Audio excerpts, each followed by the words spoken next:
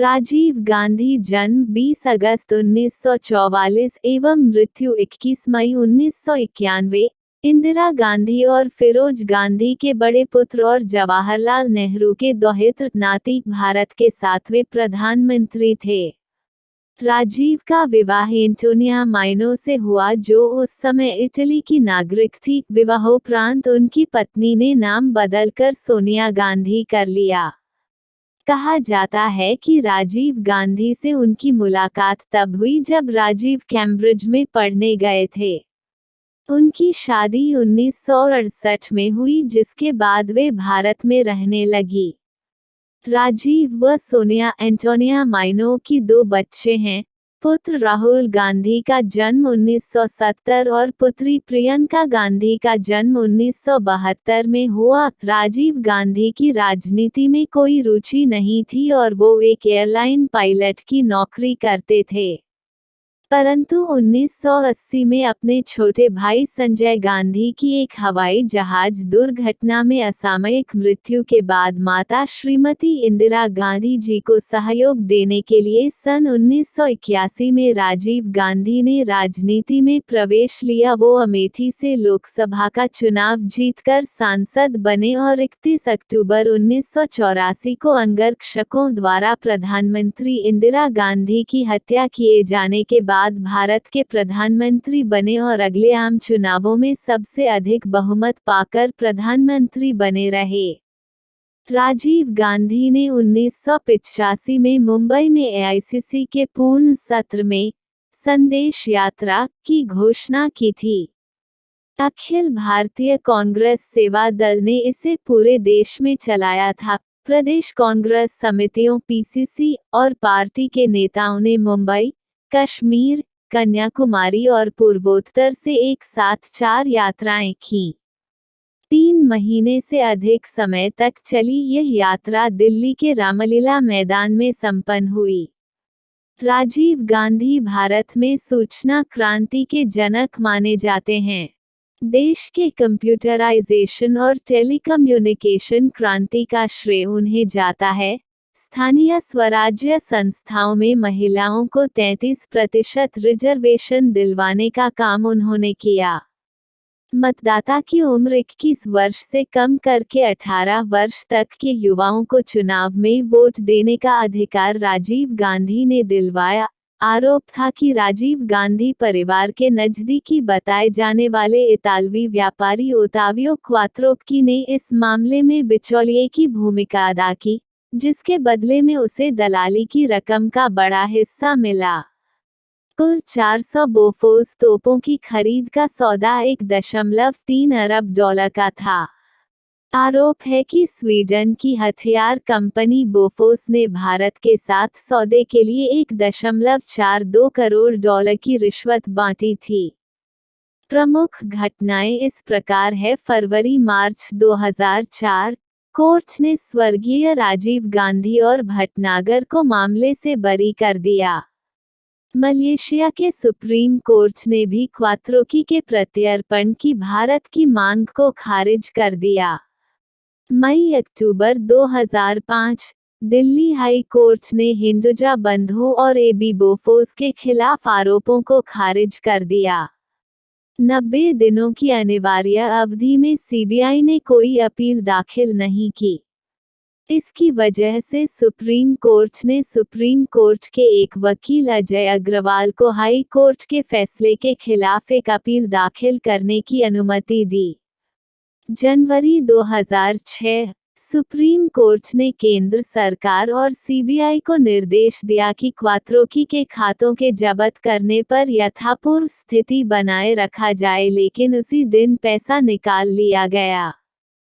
फरवरी-जून 2007, interpole ने Argentina में क्वात्रोक्की को गिरफ्तार कर लिया, लेकिन 3 महीने बाद अर्जेंटीना के कोर्ट ने प्रत्यर्पण के भारत के आग्रह को खारिज कर दिया।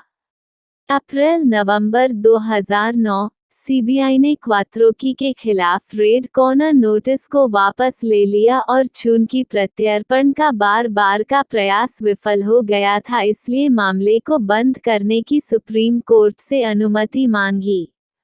बाद में अजय अग्रवाल ने लंदन में क्वात्रोकी के खाते संबंधित दस्तावेज मांगे लेकिन सीबीआई ने याचिका का जवाब नहीं दिया।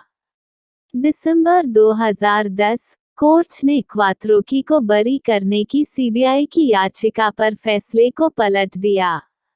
इनकम टैक्स ट्राइब्यूनल ने क्वात्रोकी और चड्ढा के बेटे से उन पर बकाया टैक्स वसूलने का इनकम टैक्स डिपार्टमेंट को निर्देश दिया।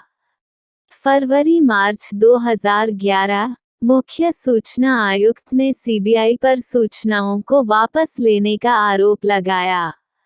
एक महीने बाद दिल्ली स्थित सीबीआई के एक स्पेशल कोर्ट ने क्वात्रोकी को बरी कर दिया और टिप्पणी की कि टैक्सपेयर्स की गाढ़ी कमाई को देश उसके प्रत्यर्पण पर खर्च नहीं कर सकता है क्योंकि पहले ही करीब 250 करोड़ रुपए खर्च हो चुके हैं। अप्रैल 2012, स्वीडन पुलिस ने कहा कि राजीव गांधी और अमिताभ बच्चन द्वारा रिश्वतखोरी का कोई साक्ष्य नहीं है।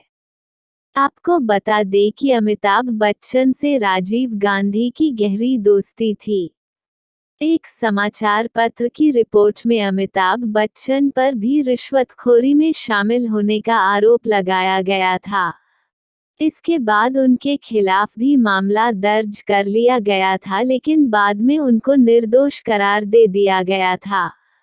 13 जुलाई 2013, सन 1993 को भारत से फरार हुए क्वात्रोकी की मृत्यु हो गई।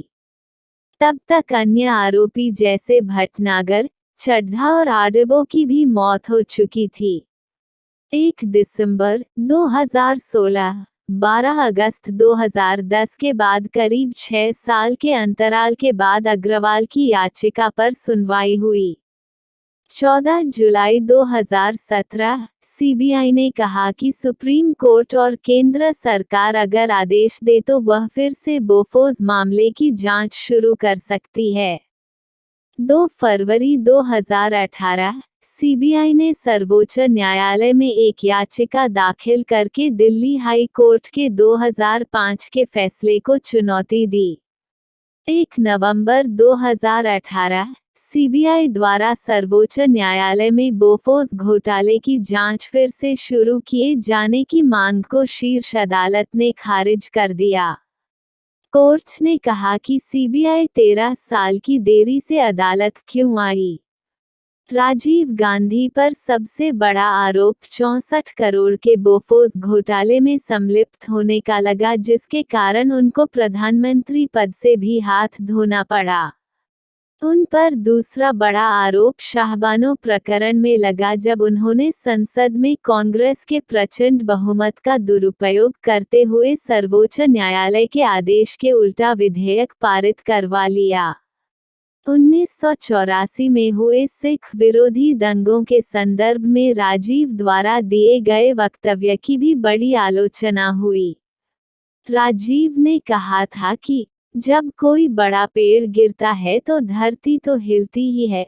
1991 में श्वाइज़र इलस्ट्रायट नामक पत्रिका ने राजीव पर स्विस बैंकों में 2.5 बिलियन स्विस फ्रैंक काले धन रखने का आरोप लगाया और यह आरोप भी सत्य साबित हुआ। 1992 में टाइम्स ऑफ इंडिया ने एक रिपोर्ट प्रकाशित की जिसमें कहा गया था कि सोवियत संघ की गुप्तचर संस्था केजीबी ने राजीव को धन मुहैया कराया था। उन पर भोपाल गैस कांड के आरोपी वारेन एंडरसन को रिश्वत लेकर देश से भगाने का आरोप भी लगाया गया है। काफी समय तक राजीव गांधी का नाम भी इस मामले के अभियुक्तों की सूची में शामिल रहा लेकिन उनकी मौत के बाद नाम फाइल से हटा दिया गया। सीबीआई को इस मामले की जांच सौंपी गई लेकिन सरकारें बदलने पर सीबीआई की जांच की दिशा भी लगातार बदलती रही। एक दौर था जब जोगिंदर सिंह सीबीआई चीफ थे तो एजेंसी स्वीडन से महत्वपूर्ण दस्तावेज लाने में सफल हो गई थी। जोगिंदर सिंह ने तब दावा किया था कि केस सुलझा लिया गया है। बस देरी है तो क्वात्रोकी को प्रत्यर्पण कर भारत लाकर अदालत में पेश करने की। उनके हटने के बाद सीबीआई की चाल ही बदल गई। इस बीच कई ऐसे दांवपेच खेले गए कि क्वात्रोक्की को राहत मिलती गई। दिल्ली की एक अदालत ने हिंदुजा बंधुओं को रिहा किया तो सीबीआई ने लंदन की अदालत से कह दिया कि क्वात्रोक्की के खिलाफ कोई सबूत ही नहीं है। अदालत ने क्वात्रोक्की के सील खातों को खोलने के आदेश जारी कर दिए। नतीजतन क्वात्रोक्की ने रातों रात उन खातों से पैसा निकाल लिया। राजीव गांधी के जन्मदिन के अवसर पर 20 अगस्त को सद्भावना दिवस मनाया जाता है। सद्भावना दिवस पर भारतीय राष्ट्रीय कांग्रेस पार्टी के द्वारा विशेष आयोजन होता है। देश भर में पार्टी सदस्य अपने पूर्व नेता राजीव गांधी को श्रद्धांजलि देते हैं, उन्हें श्रद्धा सुमन अर्पित करते हैं, उनकी फोटो पर माल्यार्पण किया जाता है, दीपक जलाकर उन्हें याद किया जाता है। दिल्ली में स्थित राजीव गांधी के समाधि स्थल वीरभूमि में राजीव गांधी का पूरा परिवार, करीबी मित्र, रिश्तेदार और कांग्रेस पार्टी के मुख्य लोग इकट्ठे होते हैं। इसके अलावा देश के और भी दूसरी पार्टी के प्रमुख नेता भी राजीव गांधी को श्रद्धांजलि देने के लिए वहां जाते हैं। पूरा वीडियो देखने के लिए धन्यवाद दोस्तों। जय हिंद, जय भारत।